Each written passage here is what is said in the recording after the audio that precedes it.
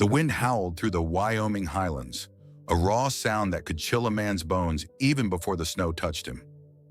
Wes Hollis leaned forward in the saddle, his coat stiff with frost. The world around him had turned white and silent, the kind of silence that made you feel the earth had stopped breathing.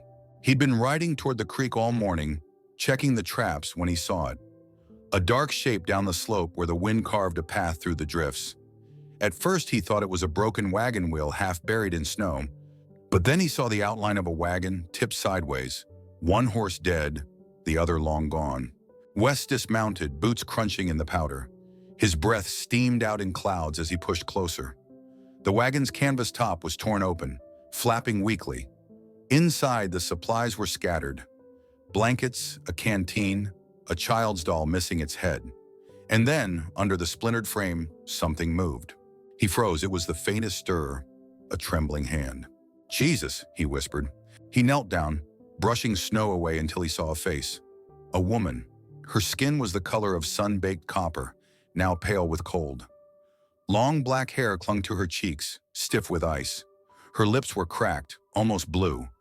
For a moment, he thought she was dead, until she breathed, a shallow, desperate sound that seemed to take all her strength.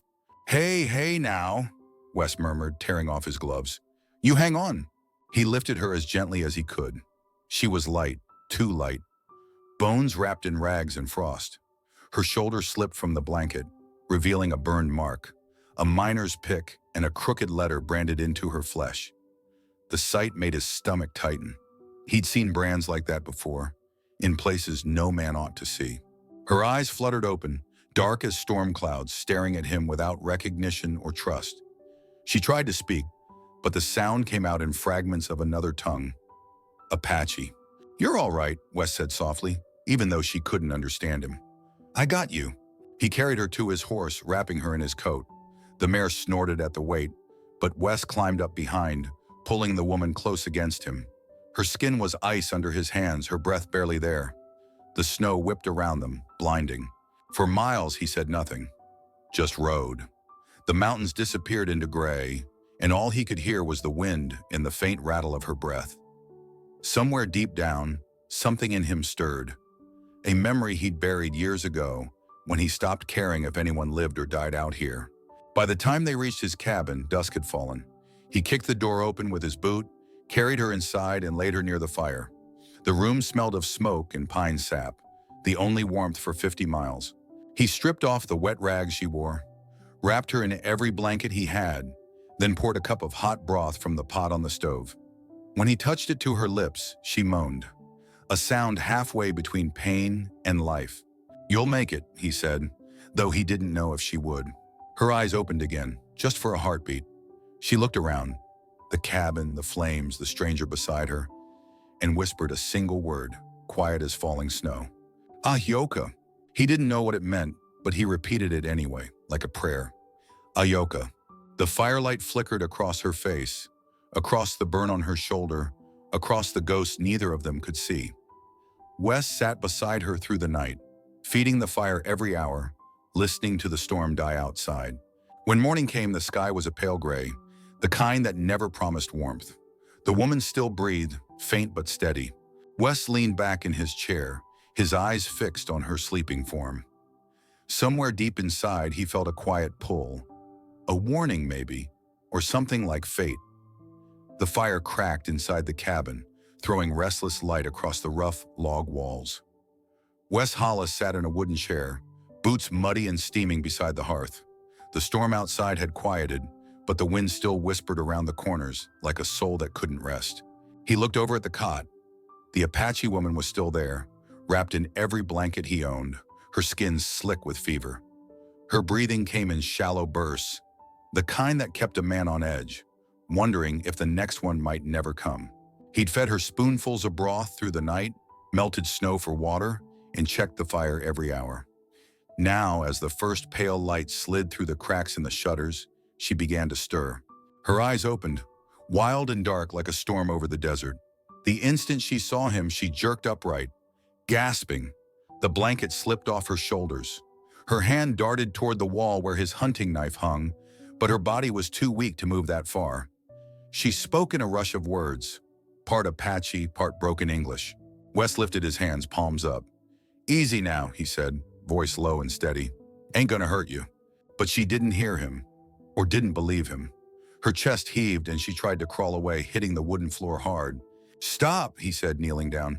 "You'll freeze yourself again." She shoved at him, teeth clenched, eyes sharp as glass.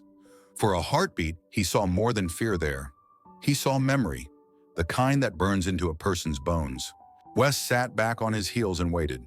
No more words. No more reaching for her. He just waited, letting her see his empty hands and the distance between them. After a long minute, her shaking slowed. The firelight flickered over her face, sweat, blood, and something ancient hiding behind her eyes. "Water," she whispered. He poured a cup from the kettle, handed it to her slow. She drank, hands trembling.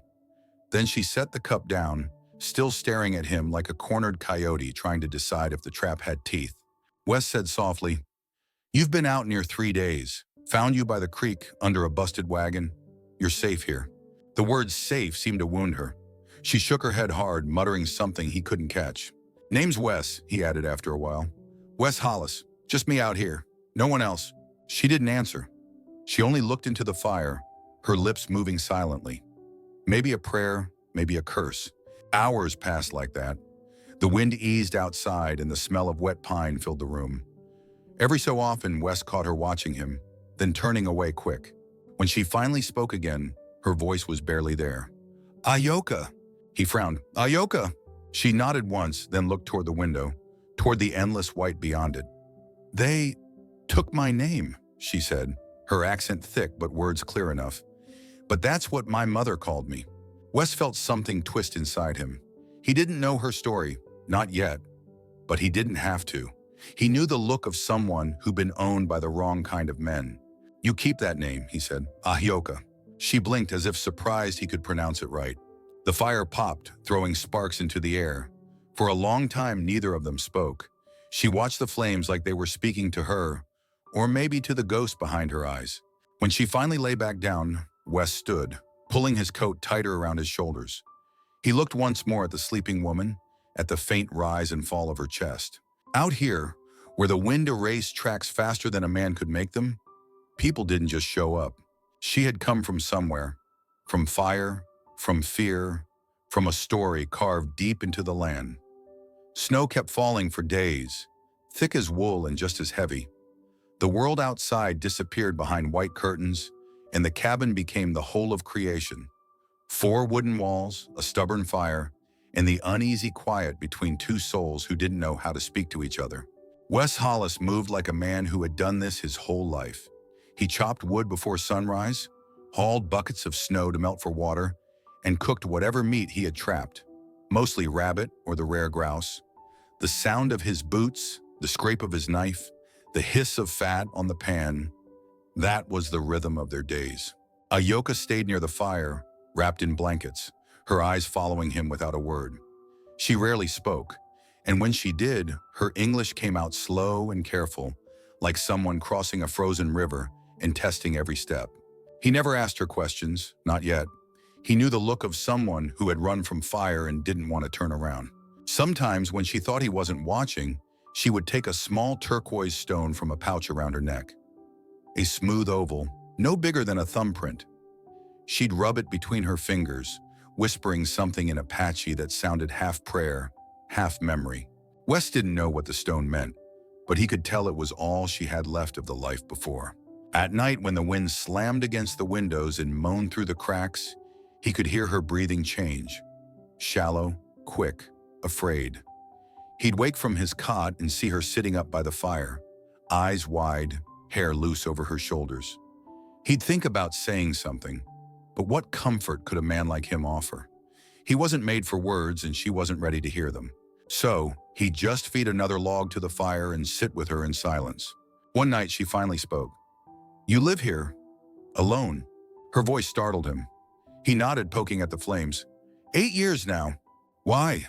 He thought about lying, but lies were useless out here. They froze and cracked like thin ice. "Because I ain't much good at being around people," he said. She looked at him for a long while, her eyes reflecting the firelight. People hurt you? He let out a dry laugh. Something like that. Then after a pause, hurt some of them back too. She didn't press, just nodded like she understood. The next day the wind eased. He found her standing outside, barefoot in the snow, face turned to the sun breaking through gray clouds. He almost shouted at her to get back in, but something about the way she stood, still, proud, unafraid, stopped him. The color of her skin against the white world made her look like part of the land itself, carved from it, unbroken by it. Later, as he cleaned his rifle, she sat near the door, mending one of his torn shirts with a needle she'd found. Her hands were small but sure. He watched her work, realizing it was the first time anyone had touched something of his in years. That night, the silence between them softened. They ate together, shared the same plate. She even smiled once, quick, shy, like sunlight slipping between clouds. "Tomorrow," she said suddenly, her accent thick. "I help. No more sit all day." He wanted to argue, but the tone in her voice reminded him of wild horses, soft until you tried to rope them. He just nodded. All right. When the storm returned, it didn't feel as cold. The cabin, once a tomb of solitude, now felt alive. Not comfortable, not safe, but alive.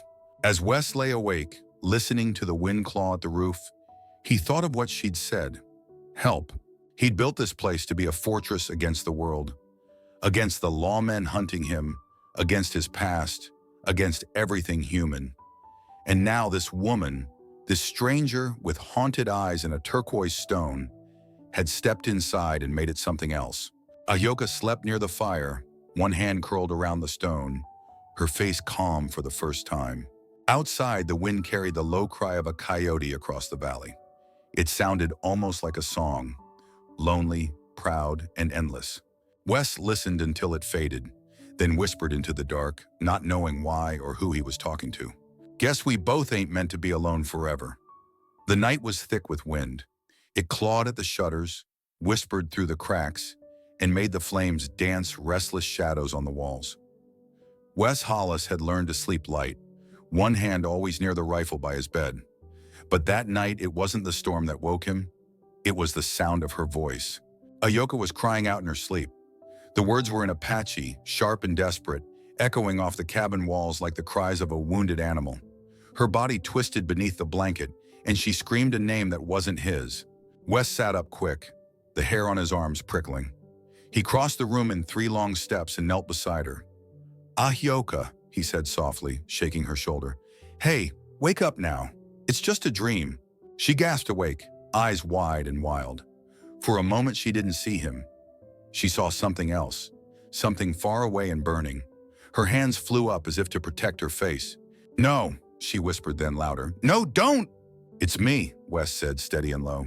"You're safe. You hear me? You're safe." Her breathing slowed by inches. She looked around the cabin, her eyes finding the fire, the wood walls, then finally him.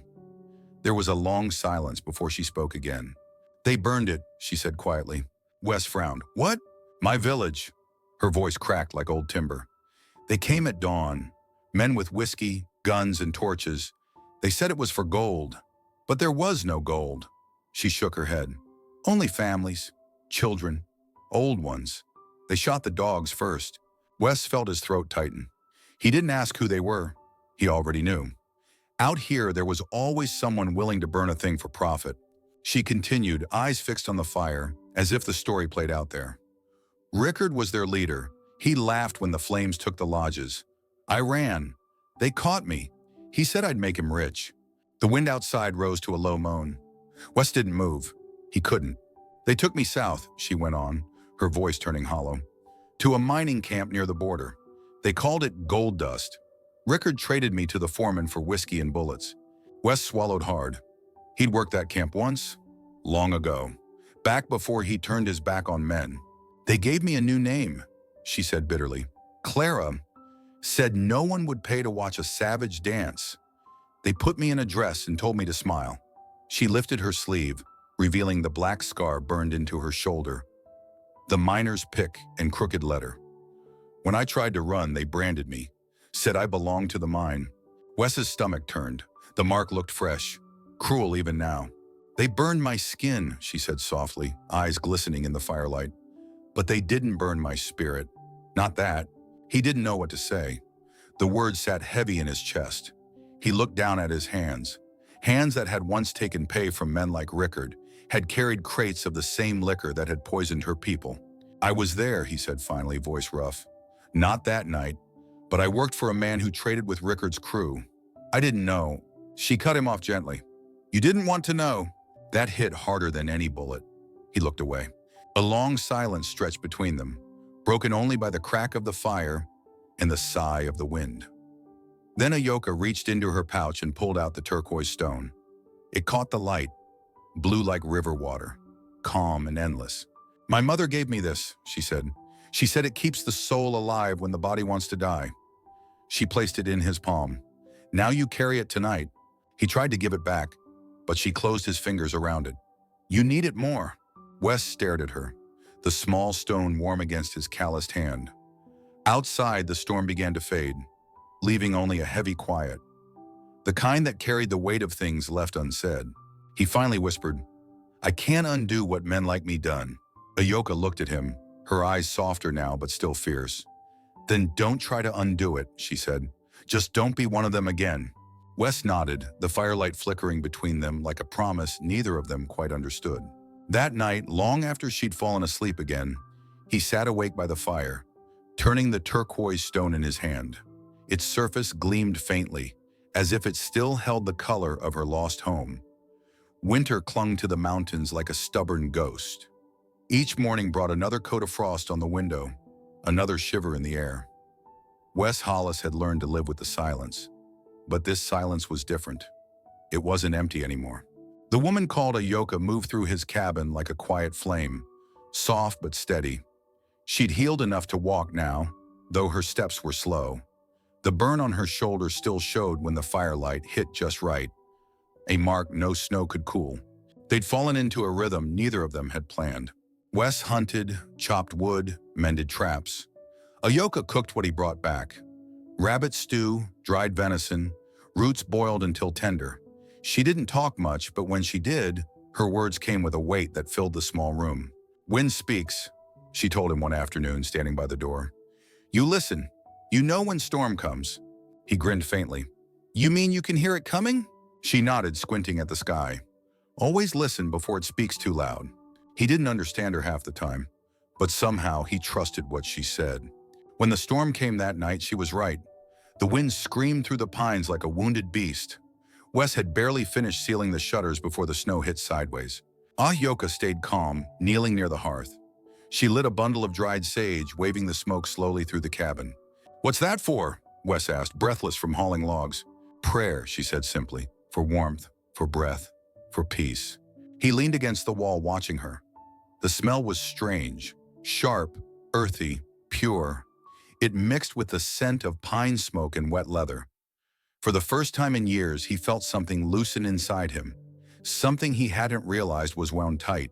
Days turned into weeks. The snow softened, then hardened again. Life shrank to simple things. The fire, the hunt, the sound of boots on wood.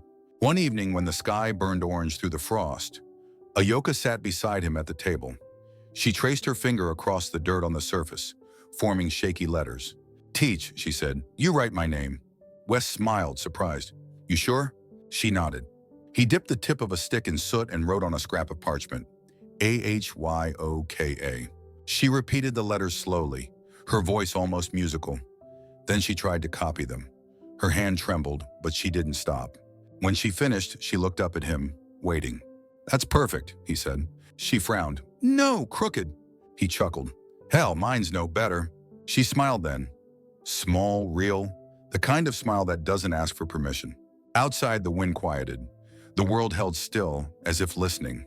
Later that night, while tending the fire, Ahyoka reached to stir the pot. Her sleeve caught on a burning log and she flinched. Wes reacted before he thought, grabbing her wrist, pulling her close to keep her from the flame.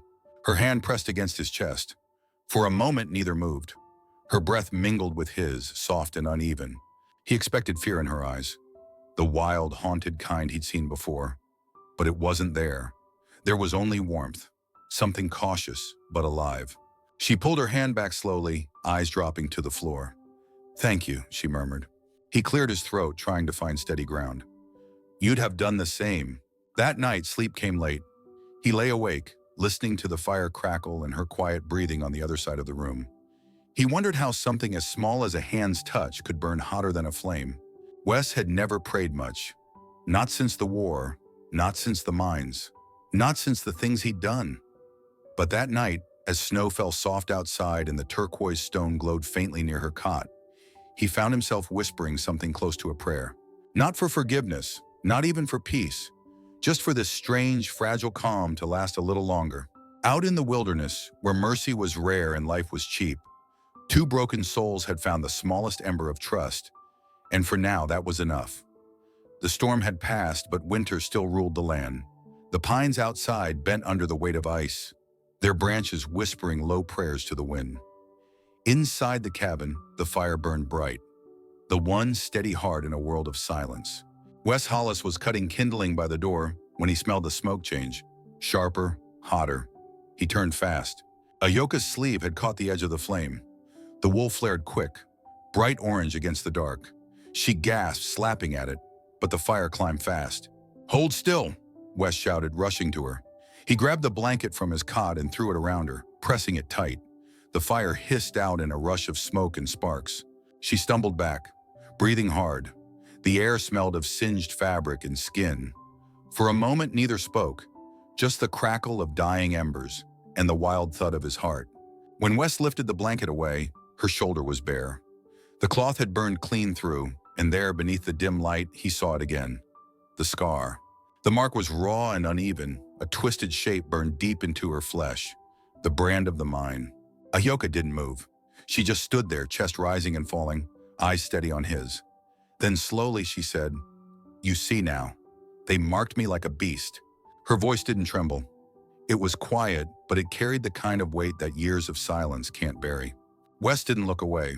He felt something heavy rise in his chest. Anger, sorrow, maybe both. "No one owns you," he said finally. His voice was low, steady. "Not anymore." She gave a small, bitter laugh. "They think they do. Even in dreams, I feel the iron." He took a step closer. "Dreams lie. You don't belong to them." The firelight flickered across her skin, painting her in shades of gold and red. The room seemed smaller, the air thicker. For a long moment, neither of them moved. Ahyoka's eyes glistened, not from fear, but from something older, deeper. She whispered, "I used to think the fire was my enemy, but fire is life too. Without it, I would have died that night." Wes nodded slowly. "Fire can burn, or it can keep you warm. Depends who holds it." Their eyes met. A look that carried more truth than any confession. The kind of look that made the world outside vanish. He reached out, his hand trembling just slightly, and brushed a strand of hair from her face. His touch was rough from years of work, but gentle as the first thaw of spring. She didn't pull away. Instead, she closed her eyes, just for a heartbeat, as if letting go of something heavy. When she opened them again, the fear that used to live there was gone. Only strength remained. "You saved me twice," she said softly. "Once from the snow, once from the fire." Wes shook his head. "You'd have made it either way." "No," she said, her voice firm now. "You gave me back the will." He didn't answer. He couldn't. The words sat caught in his throat like the smoke still hanging in the room. Outside, the wind had gone still, the first time in weeks.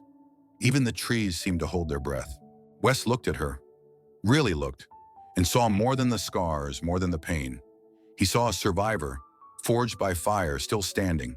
"Guess we've both been branded by something," he said quietly. "Yours you can see, mine's buried deeper."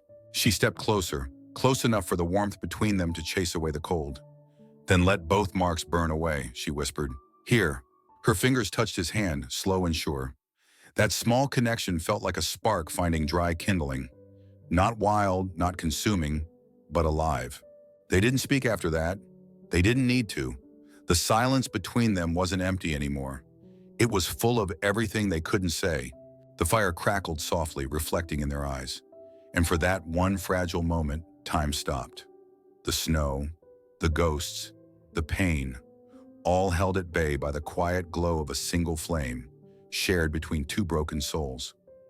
The thaw came late that year, Snow still lay thick in the shaded hollows, but the rivers had begun to break their ice, whispering again beneath the sun. For a few brief days, the world seemed quiet. Too quiet. Then Wes found the tracks. They cut across the ridge behind the cabin. 3 horses, heavy shod, moving slow, circling wide. Men who knew how to stalk. Men who'd done this before. He crouched down, tracing the print with a gloved hand. The edges were fresh, less than a day old. Ahyoka stood a few feet behind him, silent. When he looked back, she was pale beneath her sun-darkened skin, eyes wide with something he hadn't seen in months. Fear. "Rickard," she whispered. Wes didn't ask how she knew. Some names don't need proof. They hang in the air like smoke. He stood slowly, scanning the trees.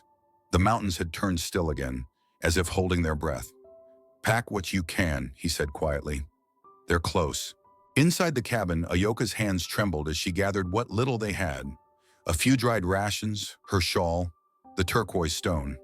Wes loaded the Winchester with steady hands, but inside his gut burned. He'd known this day would come. You don't bury your past out here. It just rides a wider circle until it finds you again. When she saw the rifle, her voice broke. "You can't fight them all. I ain't running again," he said. "Then you'll die. Maybe, but not before I make sure they don't touch you." Her eyes filled, but she said nothing. She walked over and pressed something small into his hand. The turquoise stone. "No," he started, shaking his head. "That's yours." She stepped closer, her fingers closing his around it. "It's ours now," she said softly. "You wear it. For luck. For strength." He slipped it into his breast pocket, feeling its smooth weight against his heart. "You sure it works?" Her lips curved, faint but sure. "You'll see." By dusk, the sound came. The low, distant thunder of hooves. Wes doused the fire and pulled the shutters tight. The cabin fell into darkness, save for a thin line of dying light from the window. Ahyoka stood near the table, clutching the small hunting knife he'd given her. Her breathing was shallow, controlled. Outside, the riders slowed. He could hear the creak of saddle leather, the jingle of reins, and a rough voice call out through the trees. "Cabin up ahead. Smoke's fresh." Rickard. Wes felt something cold settle in his stomach.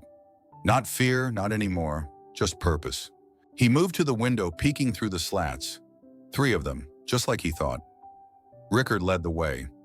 Tall, broad-shouldered, face hidden beneath a dark hat. Even from a distance, Wes could see the glint of the rifle slung across his chest. The other 2 flanked him, guns ready. "Stay low," Wes whispered. Ahyoka nodded, crouching by the hearth. Her hand brushed his as she passed. Quick, unspoken, like a promise. Outside, the men dismounted, boots crunching in the thin crust of snow. One of them laughed. "Ain't no one living out here but ghosts." Rickard spat. "Then let's wake 'em." Wes took a slow breath, the weight of the rifle solid against his shoulder. He could feel the stone in his pocket, warm now somehow, like it had a pulse. He whispered half to himself, "They're not taking you again." Ahyoka's voice, low but fierce, came from the dark. "Then let them see what ghosts we are." The door rattled under the first kick. Wes didn't wait for the second. The rifle roared, flame bursting in the dark. The first man fell before he hit the porch. The others shouted, scattering for cover, firing back. Wood splintered, glass shattered, smoke filled the air. Ahyoka darted behind the stove, eyes blazing, whispering words he didn't understand.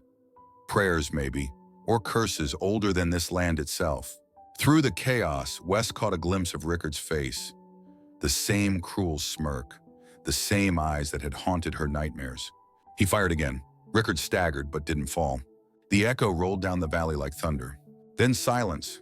Wes held still, the gun hot in his hands, waiting. The only sound was the crackle of burning wood and the wind slipping back through the trees. When he finally looked at her, Ahyoka was still there. Alive, steady, the turquoise glow of the fire reflecting in her eyes.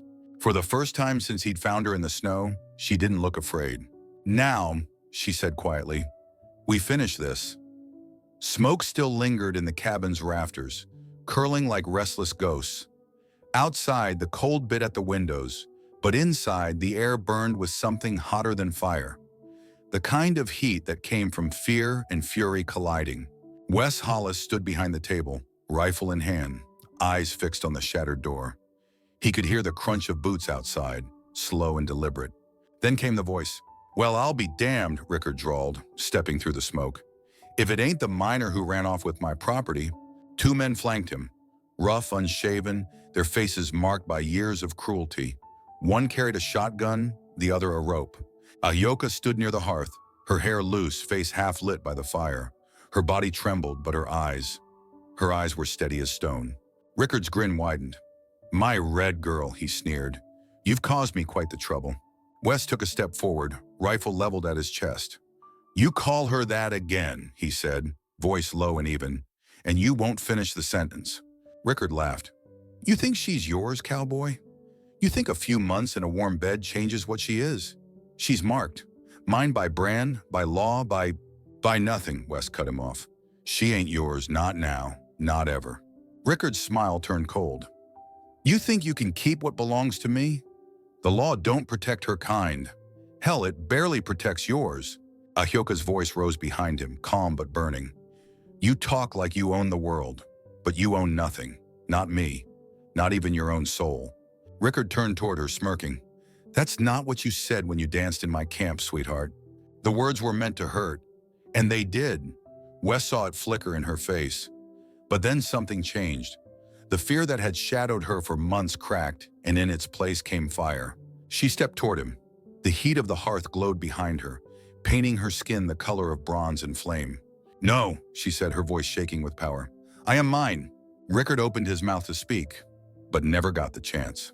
Ahyoka snatched the iron shovel from beside the firebox and swung it hard. The glowing coals scattered, and one red-hot lump of ash struck Rickard across the face. He screamed, stumbling back, hands clawing at his cheek as smoke and blood filled the air.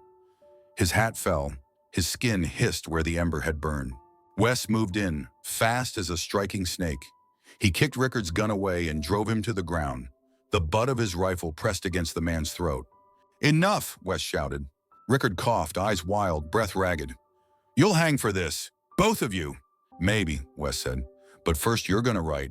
He yanked Rickard up by the collar, dragged him to the table, and slammed a piece of charred wood in front of him. You're gonna tell the truth, Wes said, his voice like gravel.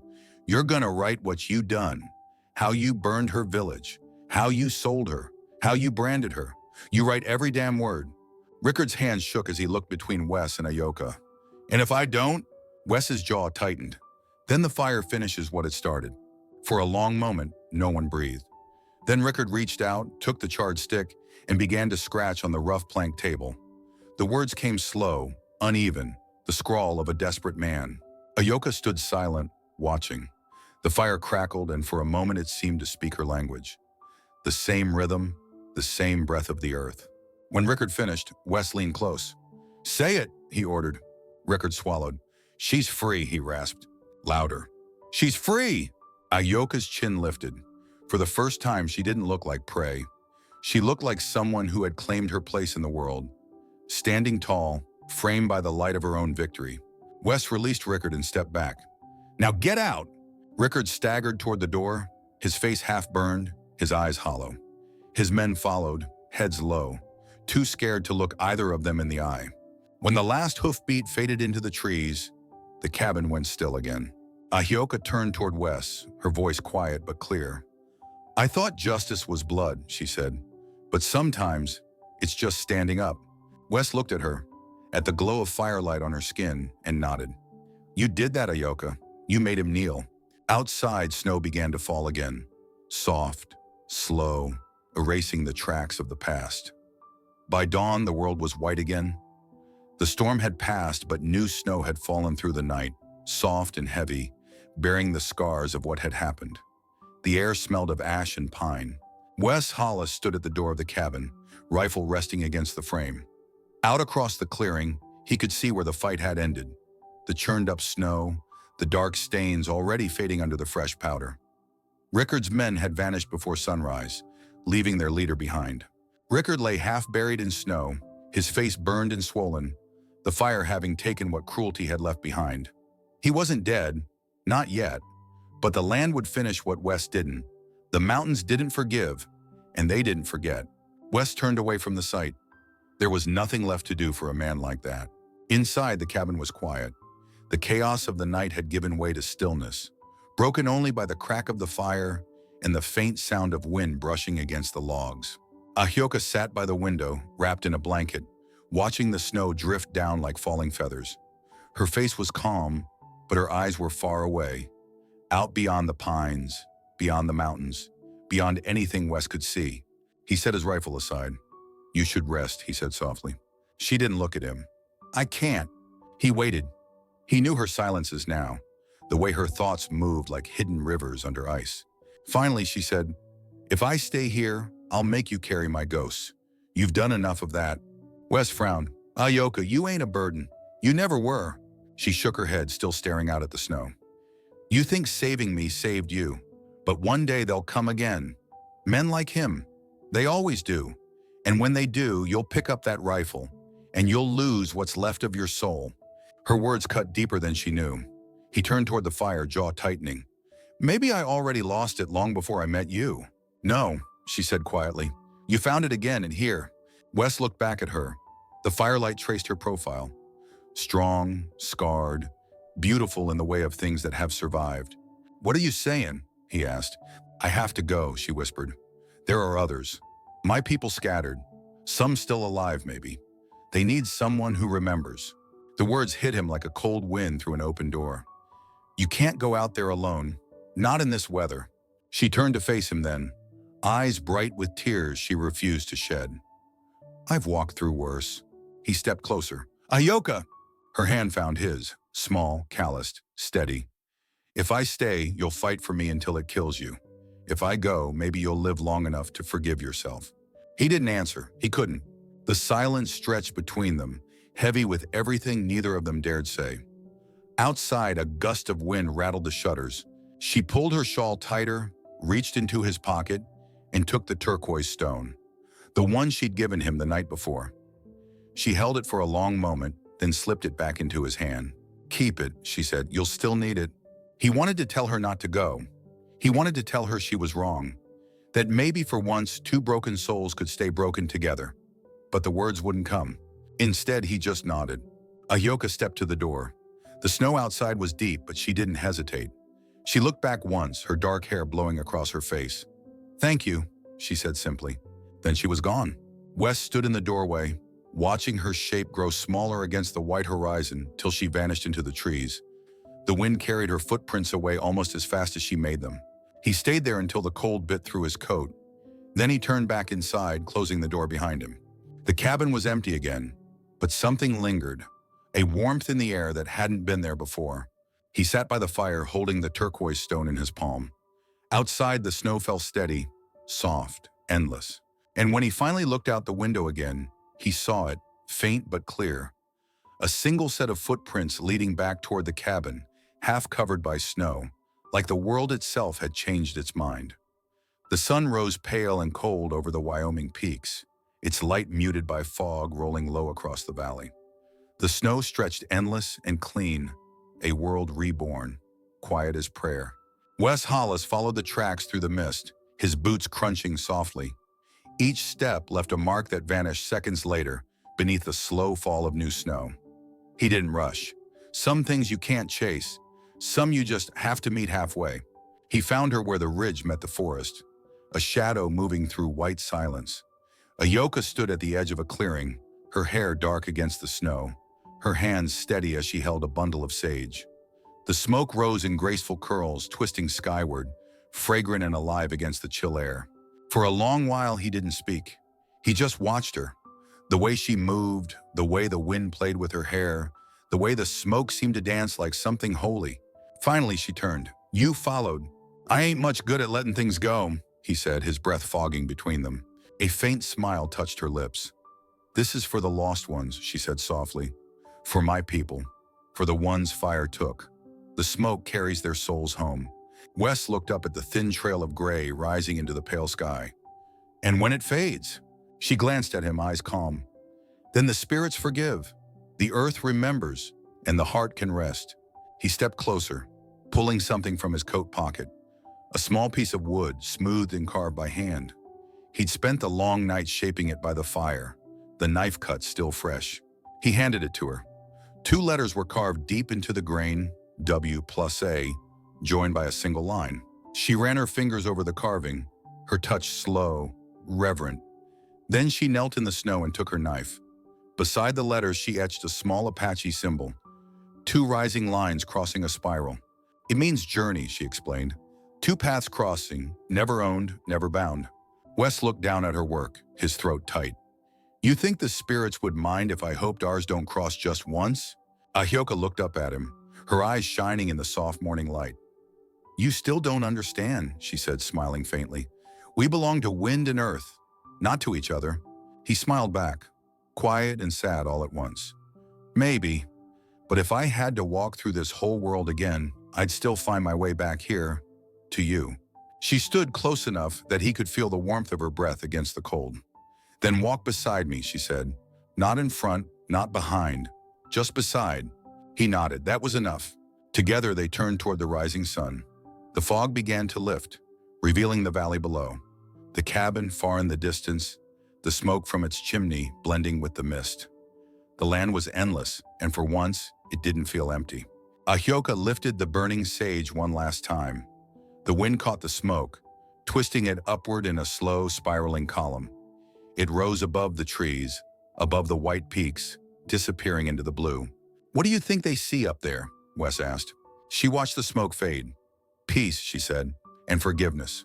He reached out, his gloved hand finding hers. Their fingers intertwined, rough and scarred, human and strong. No vows, no promises, just a quiet truth between them that didn't need words. The wind shifted, carrying the scent of sage and snow. For the first time in his life, Wes felt the world go still, not with loneliness, but with grace. The ghosts that had haunted the cabin, the mountains, the spaces between their silences, all of them seemed to exhale and drift away with the smoke. They stood there a long time, two figures in the wide white world, framed by the breath of the earth itself. When the last curl of smoke vanished into the sky, Ahyoka whispered something in Apache, words the wind carried but did not echo. Wes didn't ask what they meant. He didn't have to. He only knew that, as they walked back toward the valley side by side, the silence of the West no longer felt like emptiness. It felt like home.